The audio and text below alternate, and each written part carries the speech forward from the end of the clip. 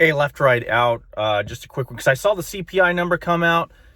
So I wanted to do a quick video because I remember I mentioned that this number was going to surprise before in videos in the past. I mentioned it because I said anecdotally and just looking around at food prices that have rocketed back up. I'm talking about the breads, the eggs, all this other jazz that you see in there, meats, that despite fuel costs coming down, I noticed that, and I said that I made those observations, and that if anything, fuel costs would only offset it a little bit when you talk about overall number there, it would only offset it a little bit.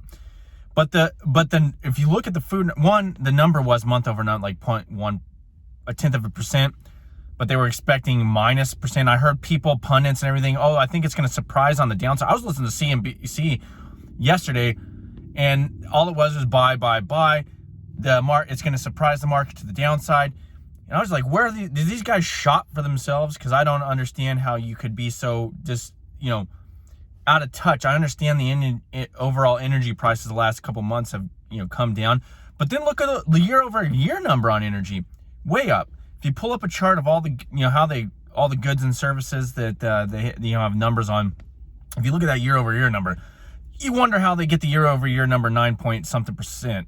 I've told you that the number's fictitious, that there's a lot of chicanery going on in there, and it's significantly obvious when you look at those year-over-year numbers. Now, looking over month numbers, when we talk about the food thing, and I've said that there's going to be more pressure on food. I'm talking about coming up to Thanksgiving. We looked at what happened with, you look at how the turkey flock and even chicken, and you look at the millions of birds that had to be euthanized because of the flu scare, the avian flu scare that started in the Midwest and earlier in the year. Not to mention, I'm not even talking about monetary policy, which you're stoking a lot of demand and the supply is being reduced. But you look at the cattle markets too. You're looking at the Texas herd. I was just watching I was reading an article. It's reduced by 50%. There was a lot of people that were selling out. I mentioned this before, that there was huge lines of ranchers and people trying to sell their cattle due to the drought conditions. They weren't able to even take care of them, so they were trying to hit them in market. And you wonder why meat prices were still up. So you had meat prices still up, rising significantly, and you had a significant boost in the supply side of things. Now that supply just doesn't come back on. You have to raise those cows, you have to raise those birds, and especially cows. You're talking about, you have to, you have to get pregnant, and then they have to have, calves, and then you have to raise those calves up. You have to replenish the herd or restock it or whatever you want to call it. But that takes a significant amount of time, and that's not happening. So this year, I can only see upward pressure unless on the demand side, less on the monetary side, you actually have a significant reduction in money itself, But we see a reduction, but not very much. And you still see excess liquidity. You can see it running around in the markets. You can see it running around still in crypto, even though that's at a significant crash.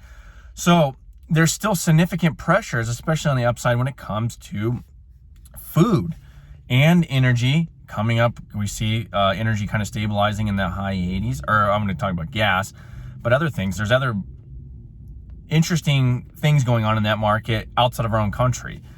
And I've talked about that before with Russia, China, India, and Saudi Arabia, and some of these other Middle Eastern countries. But there's also some significant geopolitical risks and various other parts of the world. But, so, was I surprised by this? No, I expected this number. I expected a kind of a worse number when I considered, I watched a loaf of bread over here go up 47 cents. It used to be $1, so that's 47% increase overnight. Which I guess it wouldn't be overnight. They just, they slapped it on there. But it is essentially overnight, but it's stabilized, so it's not like it's going up every day. But it went up 47 cents. I watched some other bread prices go up, 5-10%. I watched some egg prices. Actually, eggs came down recently, but they're still double what they were like a year or so ago. And then, they'll probably only go up. I mean, it takes a while to recruit these animals. That's what I'm saying.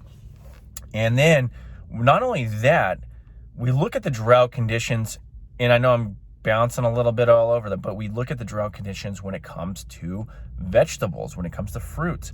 Like I've talked about the corn prices or corn supply, which equates to prices. I can't believe what I'm seeing right now in the corn price, 50 cents a cob. Well, there was a significant, I'd call it a dead crop going around the Midwest, especially, where there were whole fields of corn that never cobbed. There was no cobs in them. So they're just being utilized as cattle feed now. But for some reason, these corn crops never put on cobs, so there was no real corn harvest for a lot of farmers, especially where I'm at. So understanding this, or even anecdotally when you're around your own area, not in a city, but if you're around somewhere where you can see these supply chains really affected by whatever's going on. I'm not even talking about monetary side of things. I'm just talking about just different issues with the supply chain itself. And you could see that, and you know that, inflation, I'm calling it rising prices, will continue. The pressure is on the supply side. And not to mention, we're still in a loose monetary environment. What this does, even when you had the market rising, either way it goes, it gives the Fed the ability or the impetus to raise the 75 basis point. This one, in my opinion, gives them, would you take 100 basis point out of the question? To me, no, but I think you probably safely say the 75 basis point one is going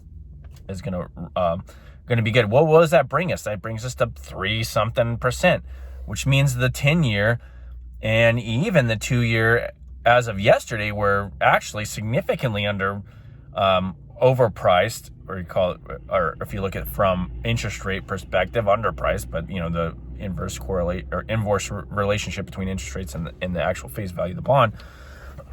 But we can see that there's going to be a massive bond sell-off, should be today, to reflect the new expectation of the Fed really fighting this inflation or rising prices. So we need to watch that bond market. We want to see what the 10-year does. There is going to be probably a steepening in the yield curve, I'd imagine, in the short end especially, because the Fed's going to have to do something. Because if they do not control this, I could see, because of some of the supply destruction and the liquidity is still out there, you could see like a hyper rise in prices, and I guess in certain areas we have.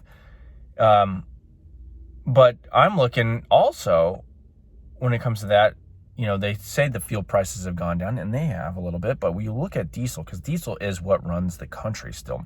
Diesel is what gets the food from one end to the other. You're not running gasoline 18-wheelers typically. I don't even think they exist, but you run diesel. Diesel is what does that. Diesel is still solidly, while gas has come down, diesel has maintained a solid price level. We're talking about where I'm at, which is pretty usually on the low end of the nation. It's $4.57 still, which that's a significant cost input for these guys that are traversing the nation, bringing us food and goods.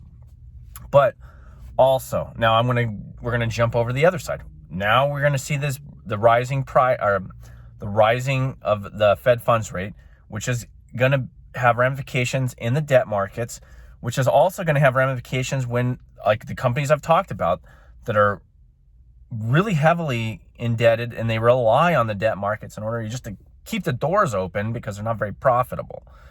This right here, like I said, I said the line in the sand was 1.25 for them.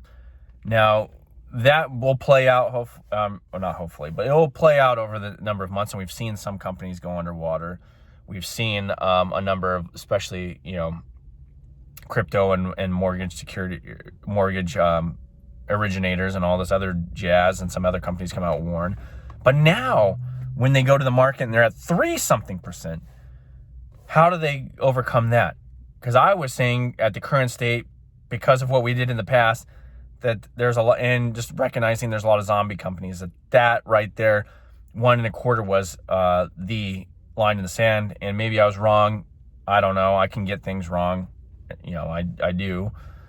But the principle of the matter is still the same. And now when you over double that and you think about the cost, you think about the cost of just the government accessing the debt market and selling treasuries at that rate, the amount of extra cost comparative to what we are over the last few years, it is incredible. And you talk about a company or companies that don't have the ability to tap the taxpayer or to print those dollars to cover that cost.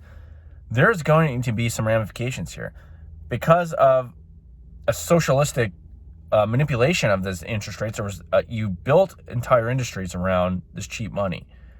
Not that they wouldn't exist without it, but you didn't have a real market-based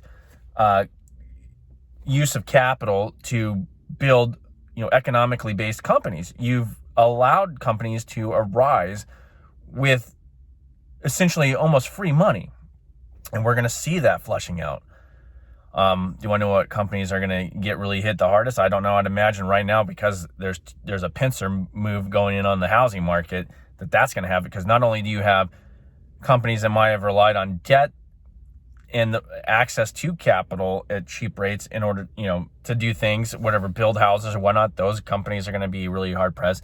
But all the mortgage lending people, real estate companies, because this is going to push mortgage rates even higher. So, I mean, I'm going into a lot of things, but the point being is the people that were saying the inflation or the rising prices, the inflation monster's dead. Here's the thing. When we look at now I'm going to go to the real definition of inflation, the expansion of the monetary side. On the Fed balance sheet, it has come down, but it's not come down greatly over a number of months. They're supposed to be doing QT. Have they been able to raise the Fed funds rate? Yes. And has it an impact on the credit markets? Well, it probably will. It will, definitely. But we haven't really seen it because there's still so much liquidity floating around. But we will see that as it goes higher, there is a straw that breaks the camel's back. But the other side of that equation, it's on the same side of the equation, but it's the other variable there is consumer credit, which continues to expand, maybe at a slower rate in various areas of the country, that's deflationary when that turns. When you're not being able to create money through a fractional system, that's deflationary as well. But in the meantime, as that credit expansion increases and it offsets what the Fed's doing, you have an inflationary environment. Then when you get to a certain point, you have supply destruction. So you still have, even if you stabilize the currency, you have still the same amount of currency denominating less supply. So there you go. You have rising prices as well. So there's a lot of things going in here, and I just, I've been playing it to the downside. I guess to go in there, I don't want to give anybody, it's not advice. I'm just saying I've been playing to the downside, and I imagine I will become a winner on this. And then I've also been looking at, for when this thing does flush out, various gold companies, because the Fed will turn. We all know that. We know that they'll cry uncle, unless there's some real deep conspiracy. They just want to crush us, which they have crushed us slowly over a number of decades. But I mean, in one fell swoop, I doubt that because of political unrest. Oh, and that last thing, and I'll leave it there. Whatever happened to all the electric bills that people weren't able to pay? Apparently, like 18% of Americans were behind on their electricity bill. Nobody said anything about that if they were able to cover that cost. But that seems to be, because I'm just talking, silver unrest just hit me in the head, and I remember that. But anyway, I'd appreciate if you like to subscribe. Like I said, I was right on this. A lot of people were. We knew that, if you're from the Austrian perspective especially, you knew that these things were happening. You knew that this stuff was coming to fruition. Just anecdotally going to the store, understanding, fuel prices go down. And they could have had some chicanery because of the percentage that goes into the CPI, which is more so they usually manipulate the housing side of things, or, shelter and whatnot. But you saw the huge rise in food prices, which seems to be more than enough to offset these little bit of reprieve you got on the fuel side of things. Anyway, peace.